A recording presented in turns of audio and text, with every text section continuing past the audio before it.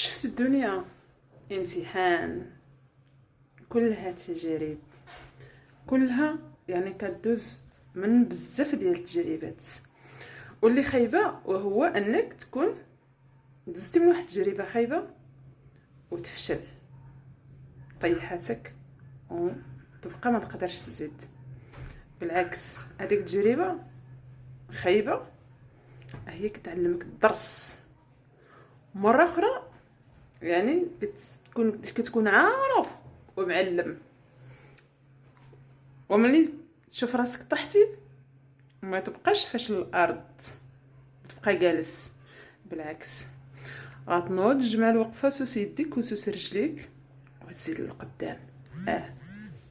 الدنيا كلها المفاجآت تقدر تكون يجيب لك الله.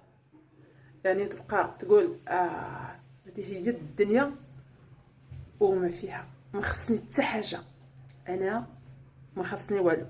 ولكن في ربشة العين تجي واحد الحاجه اللي غادي تقلب ليك الفوق لتحت، كلها كتقلب. اللي ما خرج من الدنيا ما خرج من عقايبها، هادشي اللي كاين. يعني كل واحد يعني يرضى بالقدر ديال الله. رضيتي بالقدر ديال الله، راه ربي كيسر لك اي حاجه. يعني اليوم حاجه زوينه وغدا حاجه خايبه، وعاود من بعد غادي تكون حاجه زوينه اكثر. راه يعني ندير يقين على ربي، والله الحاجه غير ما تندمش عليها.